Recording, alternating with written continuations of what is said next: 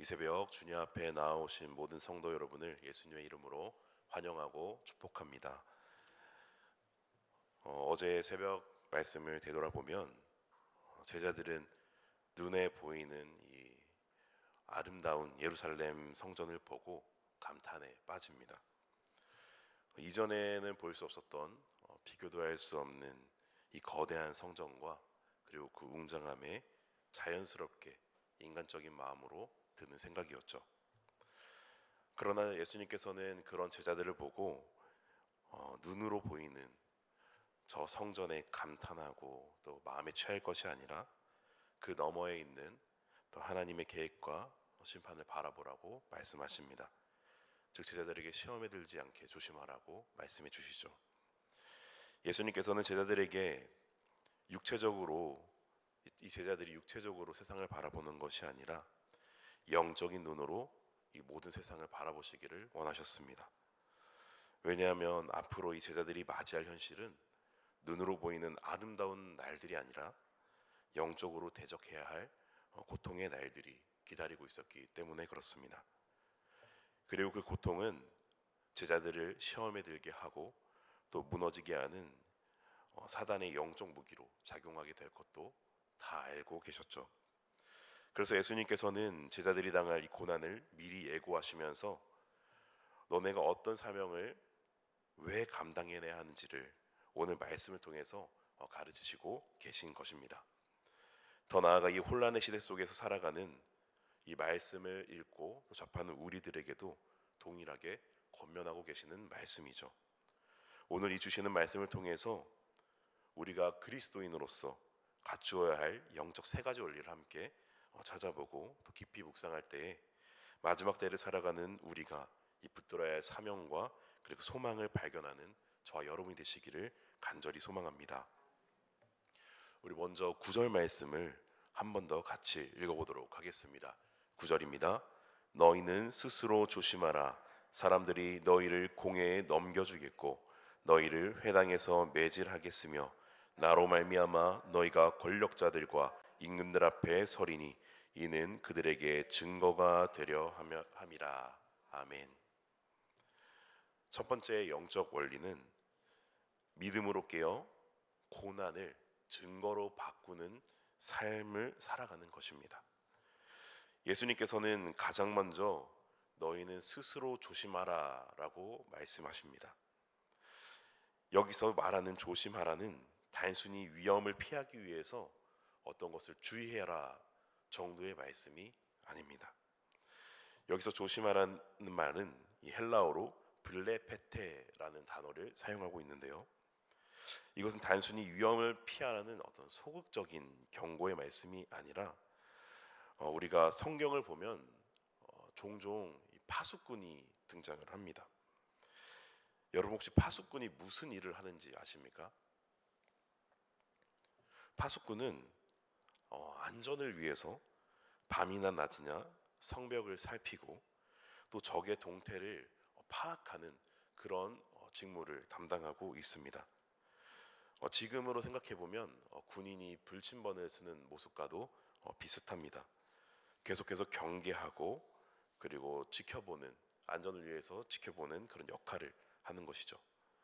그런데 이 조심하라의 블레페테는 마치 파수꾼이 밤을 지새우면서 성벽을 지키고 경계하는 것처럼 영적인 눈을 크게 뜨고 밤이나 낮이나 가리지 않고 자기 자신과 또 이 시대를 영적으로 잘 분별해서 보라는 그런 의미를 담고 있습니다. 그렇다면 예수님은 무엇 때문에 제자들에게 이렇게 스스로 경계하라라고 말씀하셨을까요? 그 이유가 이제 뒤에 나오는데 이해하기 쉽게 말하자면 예수님을 믿는 것 때문에 제자들이 공회에 넘겨지고 또 회당에서 매질당하고 고발당해서 권력자들 앞에 서게 될 것을 예수님께서는 이미 다 알고 있었기 때문에 이렇게 권면하셨습니다. 그래서 이러한 고난의 상황을 맞이했을 때 흔들리지 말고 스스로를 잘 점검해라 라고 경고하신 것이죠. 그리스도인의 인생에는 두 가지 종류의 고난이 찾아옵니다. 첫 번째의 고난은 모든 인간이 겪는 보편적인 고난입니다. 질병이라든지 어떤 경제적인 가난이라든지, 인간이라면 누구든지 한 번쯤은 다 겪고 지나갈 수 있는 그런 보편적인 고난이죠. 하지만 두 번째는 다릅니다. 그리스도인들이 겪는 두 번째 고난은 그리스도인들만이 겪는 불필요해 보이는 추가적인 고난을 말합니다. 설명하자면 그리스도인만 겪는 고난이란 무엇일까? 굳이 예수님을 믿지 않는다면 받지 않을 비난, 손해, 오해, 그리고 박해입니다. 9절 말씀처럼 복음 때문에, 예수님을 믿는 것 때문에 공회에 넘겨지고 매를 맞는 것은 인간적으로 보면 굉장히 억울한 일입니다. 아니, 이 세상을 살아가는 한 구성원으로서 내가 누구를 좋아하건 누구를 믿고 따르건 그것이 과연 저들과 무슨 상관이 있겠습니까? 본인들도 좋아하는 사람이 있고 또 따르는 사람이 있는 것처럼 그리스도인들 또한 예수님이 좋아서, 예수님을 사랑해서, 또 예수님께 감사해서 따르고 찬양하고 높여드릴 뿐인 것인데, 그것 때문에 매를 맞는다면 이것은 너무나도 억울한 일 아니겠습니까? 우리야 지금 예수님을 편하게 믿고 있고 자유롭게 교회에 올 수 있으니 크게 공감이 되지 않을 수도 있겠지만, 지금 이 시간에도 목숨을 걸고 예수님께 나아가는 이들은 이것이 얼마나 힘들고 또 고난의 자리가 되겠습니까? 또 반대로 그런 어려움 속에서 자신을 비추어 보면서 이 문제는 해결하는 방법이 너무나도 간단하게 다가올 수도 있습니다. 이 힘듦이 그저 예수를 믿지 않고 교회에 나가지 않는다면 다 해결될 문제이기 때문에 그렇습니다.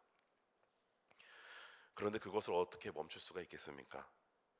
그걸 멈출 수가 없는 것이 믿음이고 또 성도의 마음 아니겠습니까? 그래서 오늘 주님은 말씀하시는 것입니다. 너네가 당하는 그 고난의 자리가 바로 그리스도인의 증거의 자리다. 그러니 스스로 조심하고 또 주의하라라고 말씀하시는 것이죠. 우리 앞에 펼쳐진 환난과 고난은 복음이 증거되기 위해서 꼭 필요한 것이니 당장의 어려움 앞에 넘어지지 말고 끝까지 그 믿음을 사수하라는 주님의 강력한 권면의 말씀이자 경고의 말씀인 것이죠. 찰스 스펄전 목사님은 이에 대해서 이렇게 또 말씀하십니다. 하나님은 우리가 편안할 때보다 고난 당할 때 우리를 통해 더 큰 일을 행하신다. 아멘. 어떻게 보면 뜬구름 소리인 것 같이 느껴질 때도 있고 또 이것이 진심으로 다가오지 않을 때가 있는데, 그러나 이 말씀은 거짓이 아닙니다. 이미 성경에도 이와 같은 모습이 이미 드러나 있기 때문에 그렇습니다. 이 바울과 실라가 빌립보 감옥에 갇혀서 하나님을 찬양할 때를 한번 생각해 보겠습니다. 바울과 실라가 감옥에 있을 때 어디 편했겠습니까? 매 맞고 쇠고랑을 차고 그 차디찬 바닥에서 고생했겠죠. 그런데 그곳에서 한 간수는 바울의 그리고 실라의 그 찬양하는 모습을 보고, 그들의 믿음의 모습을 보고 한 간수의 온 가족을 구원하는 역사가 일어나게 됩니다. 분명 그들은 고난을 겪고 그것이 쉬운 자리가 아니었지만 그 고난 때문에 복음이 증거되고 선포되었고 한 가족을 구원하는 그런 은혜를 누리게 되죠. 오늘날 우리가 겪는 고난도 마찬가지입니다. 세상의 눈으로 볼 때는 우리가 겪는 이런 오해와 손해, 그리고 그리스도인이기 때문에 감당해야 하는 이 불필요해 보이는 추가적인 고난은 실패나 비극이 결코 아닙니다. 오히려 그것은 하나님께서 우리를 세상 앞에 증인으로서 세우는 가장 강력한 자리가 되는 것이죠. 하지만 우리가 블레페테, 아까 파수꾼의 그런 눈으로 우리가 경계하고 바라보지 않는다면 이것은 여전히 우리에게 불필요한 고난이고, 그리고 우리의 신앙과 믿음이 넘어지는 자리로 그대로 남게 될 것입니다. 사랑하는 성도 여러분, 지금 혹시 예수님을 믿는 것 때문에, 그리고 복음을 따르는 것 때문에 손해를 보고 계시는 분이 계십니까? 또 믿음 때문에 아픈 자리에 서 계십니까? 그렇다면 지금 그 자리에서 주님을 찬양하며 내가 지금 주님이 증거되는 자리에 서 있구나, 이 고난을 통해서 예수 그리스도가 증거될 것을 확실하는, 그리고 선포하며 영적인 눈을 크게 뜨시기를 바랍니다. 우리가 믿음으로 깨어 그 고난을 견뎌낼 때 우리의 삶은 누군가에게 예수님을 증거하는 가장 확실한 통로가 될 줄로 믿습니다.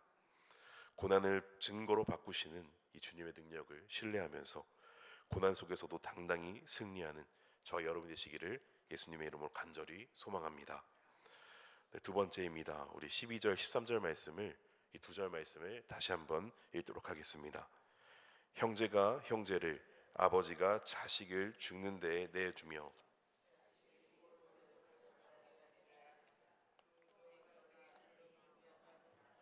모든 사람에게 미움을 받을 것이나 끝까지 견디는 자는 구원을 받으리라. 아멘. 두 번째 영적 원리는 이미 얻은 구원의 능력으로 세상을 이겨내는 것입니다. 12절과 13절은 정말 가슴 아픈 말씀이 아닐까 싶습니다.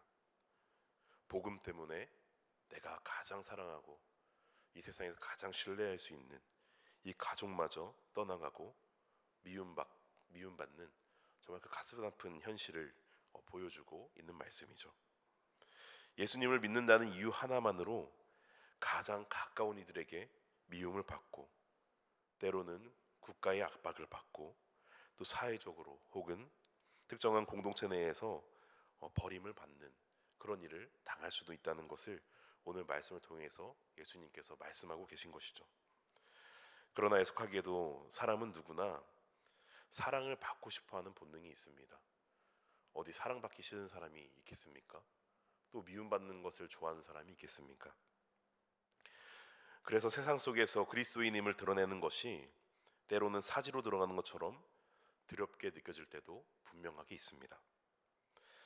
저 역시 학생 때 시절을 생각해 보면 친구들과 함께 식사하는 자리, 학교에서 점심 먹는 그 시간이 굉장히 힘들었습니다.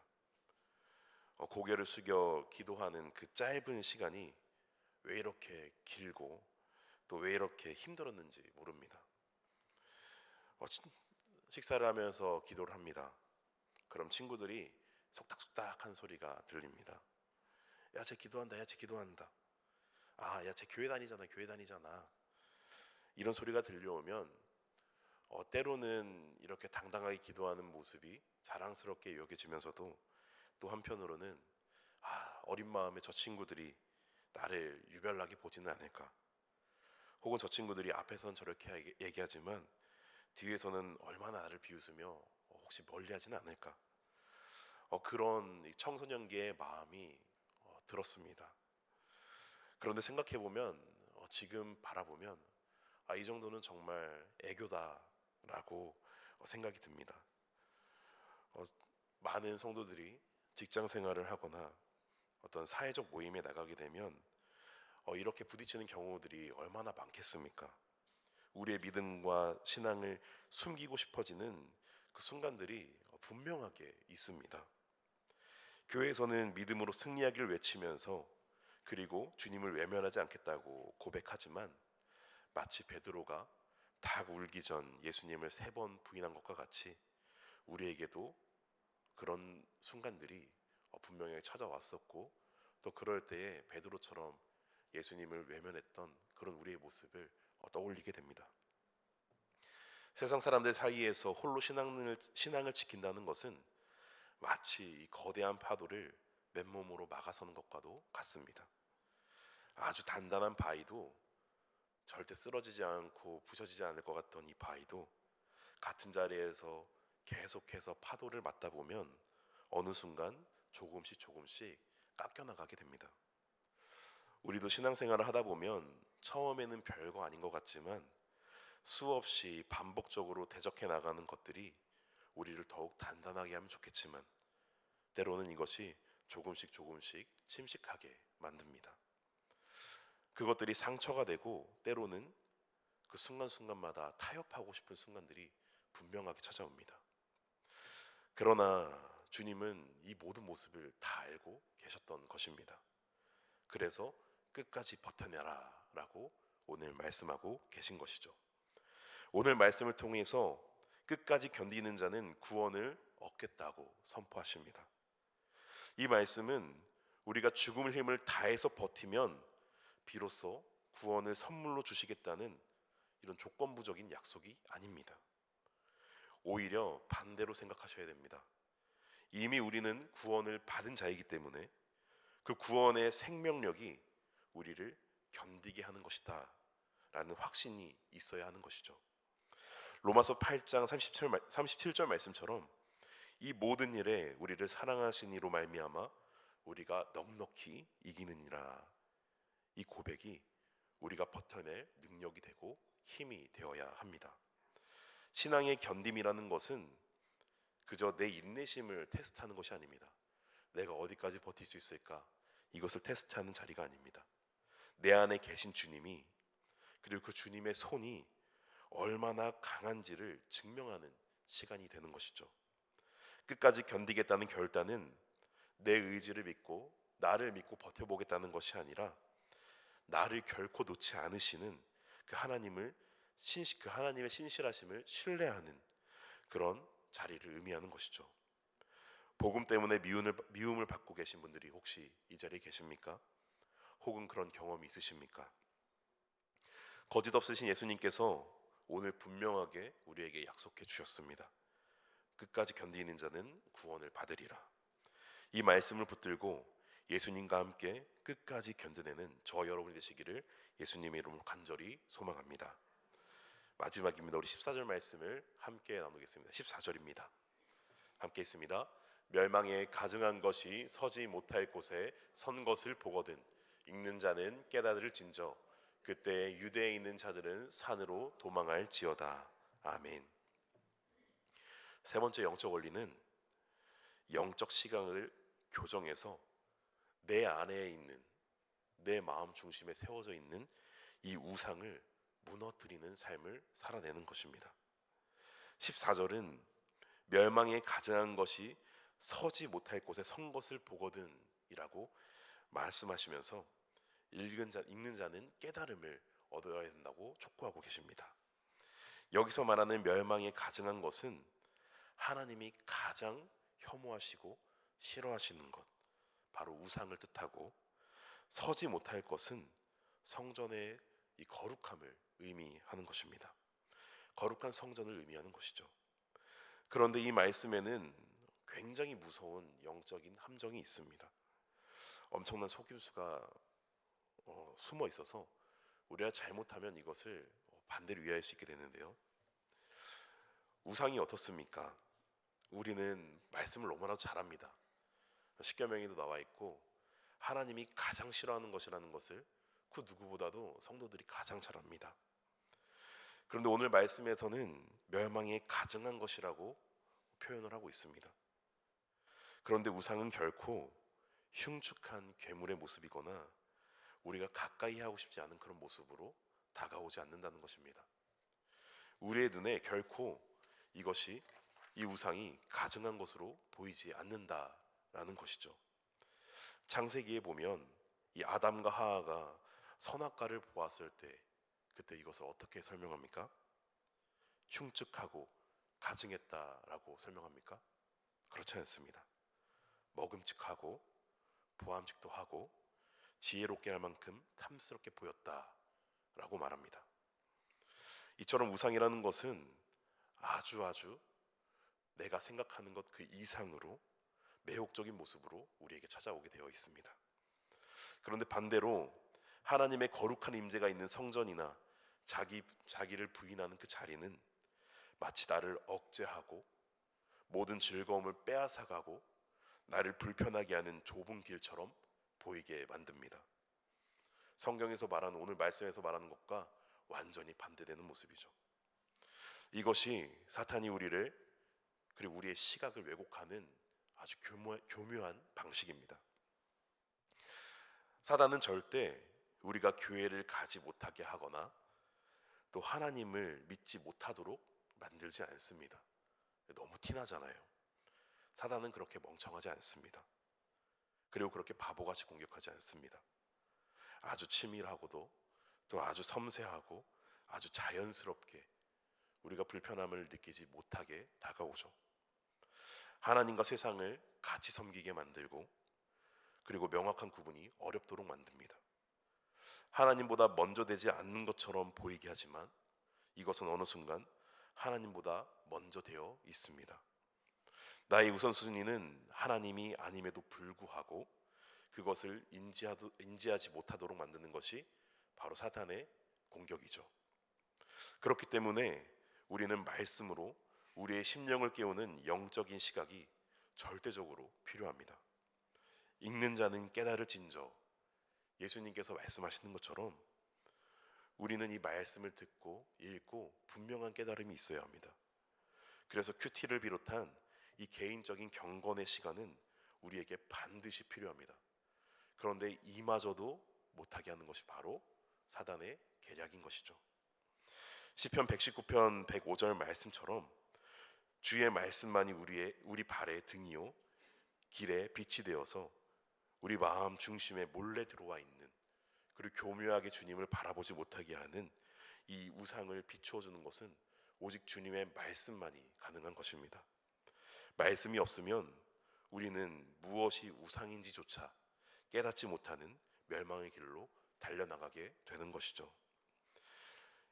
오늘 이 말씀조차도 그냥 한 귀로 듣고 한 귀로 흘려보내고 분명한 이런 개인의 경건의 시간을 갖지 않으신다면 하나님의 말씀은 우리를 살리는 말씀이 되는 것이 아니라 여전히 우리를 불편하게 하고 우리를 억제하고 우리를 힘들게 하는 그런 말씀으로 자리 잡게 될 것입니다. 사랑하는 성도 여러분, 내 안에서 하나님보다 더 사랑하고 있는 멸망에 가증한 욕심은 무엇입니까? 어떤 분들은 그것이 자녀의 성공일 수도 있고 자신의 명예일 수도 있고 혹은 안락한 삶일 수도 있습니다. 그러나 말씀으로 이 우상들을 우리가 오늘 이 시간 발견하게 된다면, 그리고 발견했다면 이제는 산으로 도망하라는 이 주님의 경고처럼 우리의 시선을 즉시 돌이키셔야 합니다. 말씀의 깨달음으로 내 안에 있는, 내 마음 가운데 우뚝 서 있는 이 우상을 무너뜨릴 때에 우리는 비로소 회개하고 다시금 온전한 복음의 증인으로 거듭난 줄로 믿습니다. 말씀을 정리하겠습니다. 오늘 말씀을 한번 짚어보면 첫 번째는 고난을 복음의 증거로 우리가 기회 삼아 믿음으로 깨어나는 그런 삶을 살아가는 것입니다. 두 번째는 세상의 미움을 이미 얻은 구원의 확신으로 우리가 끝까지 견뎌내는 것입니다.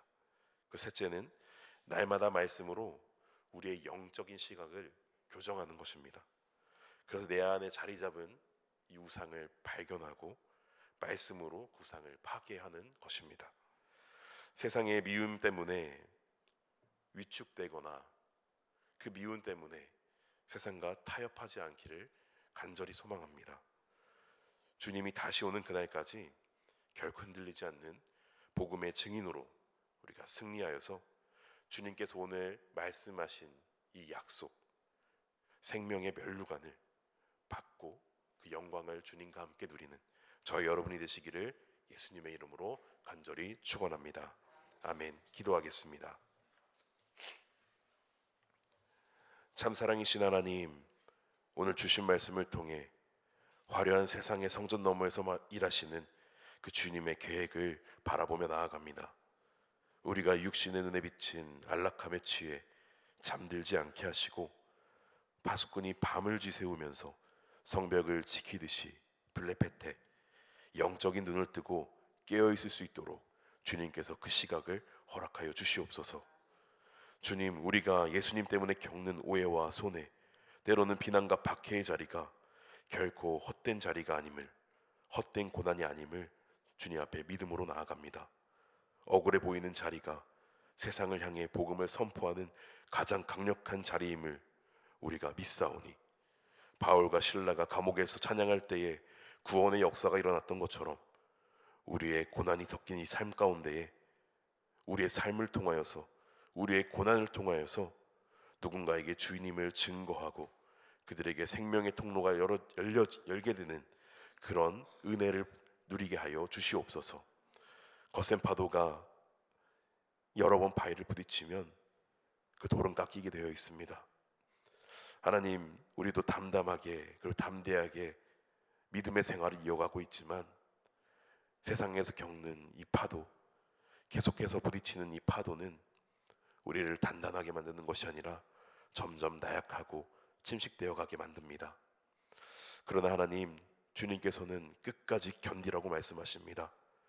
그것이 바로 구원받는 길이기 때문에 그렇습니다.